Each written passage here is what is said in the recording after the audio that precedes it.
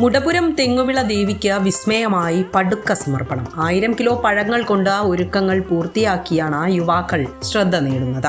മുടപുരം തെങ്ങുംവിള ദേവി ക്ഷേത്രത്തിലെ ഉത്സവത്തോടനുബന്ധിച്ച ഭക്തിയുടെയും സർഗാത്മകതയുടെയും വിസ്മയ കാഴ്ചയായാണ് പടുക്ക സമർപ്പണം ഒരുങ്ങിയത്. ദേവിയുടെ വിവാഹ ദിവസം എന്ന് വിശ്വസിക്കപ്പെടുന്ന പ്രത്യേക ദിനത്തിലാണ് അതിമനോഹരമായ ഈ ചടങ്ങ് നടന്നത്.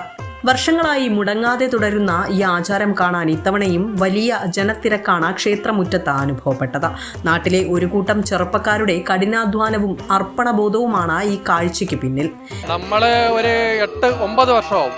9 വർഷം കൊണ്ട് നടത്തുകയാണ്. അങ്ങനെ ഇന്നൊരാളായിട്ടില്ല, എല്ലാവരും ഒരു കണക്ക് തന്നെ.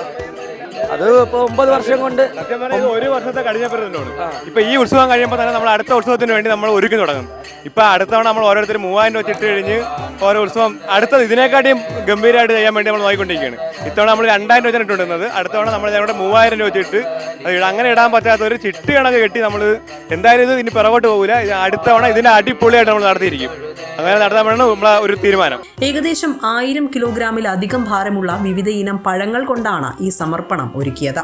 തണ്ണിമത്തൻ, കൈതച്ചക്ക, മുന്തിരി, ഓറഞ്ച്, മാതളം, മാമ്പഴം, ആപ്പിൾ, വാഴപ്പഴങ്ങൾ തുടങ്ങിയ പഴവർഗ്ഗങ്ങൾ ഉപയോഗിച്ചാണ് അതീവ ഹൃദ്യമായി പടുക്ക തയ്യാറാക്കിയത്.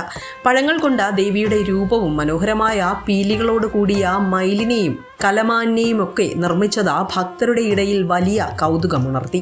നാടിന്റെ നന്മയ്ക്കും ഐശ്വര്യത്തിനുമായി യുവാക്കൾ നടത്തുന്ന ഈ സന്നദ്ധ സേവനത്തെ ഭക്തജനങ്ങളും ക്ഷേത്ര ഭാരവാഹികളും ഒരുപോലെ അഭിനന്ദിച്ചു. ഭക്തിയെ കലയുമായി വിളക്കിച്ചേർക്കുന്ന ഈ കാഴ്ച തെങ്ങുംവിള ക്ഷേത്രത്തിലെ ഉത്സവത്തിന് കൂടുതൽ മാറ്റുകൂട്ടി. വിസ്മയ ന്യൂസ്, ചിറയൻകീഴ്.